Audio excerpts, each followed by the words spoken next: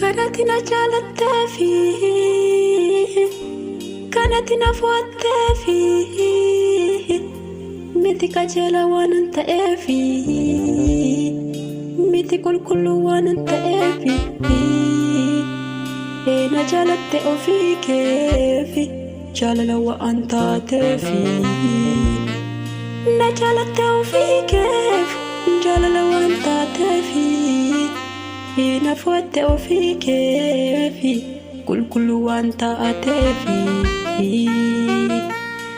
Gati gudda baste, ediga kulkulu dangalafte. Gati narra jiru fannoora tumurte, mucaa keena godhatte. Walumaan kee keessa koo guute, guute hiriira jira.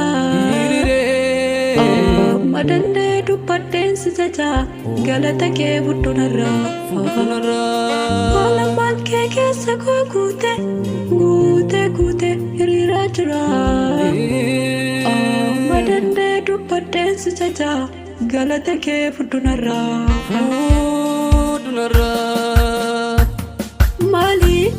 Maali gooftaa jaalala kanaa ibsuun dandeenye na dhibee rahanaa.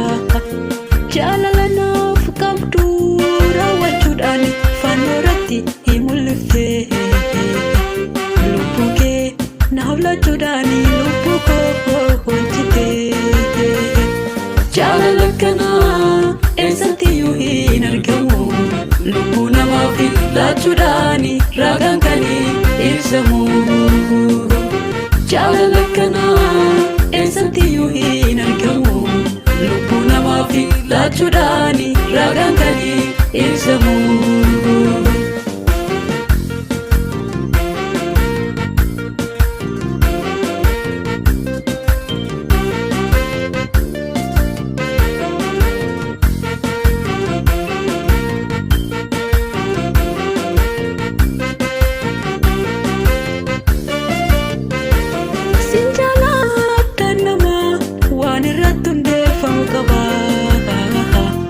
Akkasuma kan nama jaallatu gooftaa si qofa. Karaan waatuun ragada ulaagaa na jaallachuu kee. Ana nama cubbamaaf lolaafte dhiiga kee. Karaan waatuun ragada ulaagaa na jaallachuu kee. Ana nama cubbamaaf lolaafte dhiiga kee. Ana nama cubbamaaf lolaafte dhiiga kee. Ana nama cubbamaaf lolaafte dhiiga kee. Jaalala kanaa eessattiyyuu hin argamu. Lubbuu namaaf lachuudhaan ragaan kan ibsamu. Jaalala kanaa eessattiyyuu hin argamu. Lubbuu namaaf lachuudhaan ragaan kan ibsamu.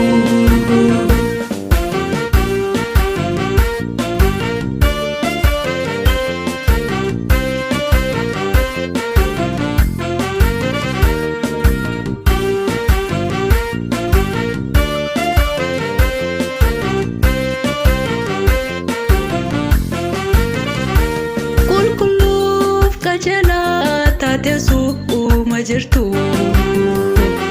Gara biyya lafa dhuftee cubburraa na furu. Kan kee oolmaan danuudhaa dubbadheen xumuru. Araara qabeessaa fi waan guutuu dasitu. Argadheera araara garaa keenii. Fayyeeram cubburraa lolahuu dhiiganii. Jaalala kanaa eessattiyyuu hin argamu. Lubbuu namaaf lachuudhaan ragaan kan ibsamu. Jaalala kanaa eessattiyyuu hin argamu. Lubbuu namaaf lachuudhaan ragaan kan ibsamu.